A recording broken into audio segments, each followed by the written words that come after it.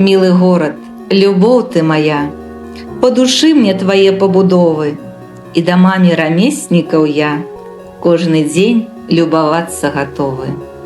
Вандраваў я нямала ў жыцці, свет дзівосамі радаваў вока, болей, пэўна, нідзе не знайсці гэткіх домікаў, перлаў барока.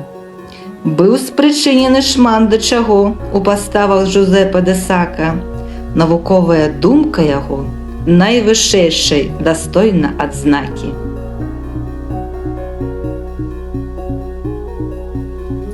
Ледь чутны шэпат асакі, дзень ліпенскі, чароўна млявы.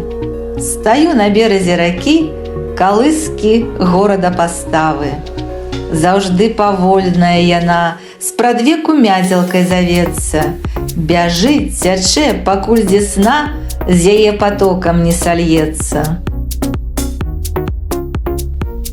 Краса такая прадо мной, не на карціне, а наяве.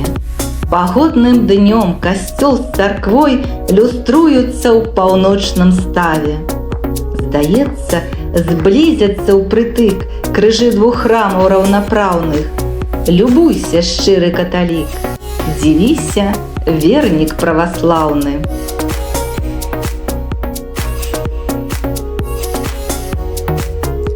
Заўжды любуюся гарбаркай, яе вясёлай гаспадаркай.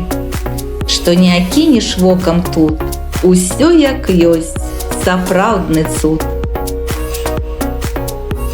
Палац славутых Тызенгаузаў, красой сваёю вабіць свет, дзе ўзяць такіх і слоў і фразаў, каб апісаць яго як след. Узнік на месцы ён сядзібы, і гэта так даўно было, лье сонца праз квадраты шыбы, унутр яго сваё святло. Антоній Тызенгауз, такога нам графа не забыць павек.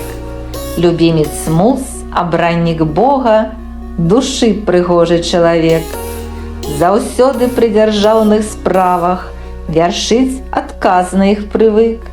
У Вільні гроднай у паставах праславіўся як будаўнік. Заўсёды ён з замілаваннем да нашых ставіўся мясцін. Праз год пасля яго сканання на свет радзіўся Канстанцін. Палкоўнік, чалавек ваенны, дзяржаўны дзеяч ды наўздзіў, Бог рэдкі яму даў гены, займацца птушкамі любіў. Знаходзячыся ў іхнім царстве, душою ажываў, святлеў і разумеў, птушыны спеў для сэрца лепшае лякарства. Мы зберагчы палац сумелі, ніхто не кіне нам дакор. І вось я ўрэшце падзямеллі, на сажні 2 далей ад зор.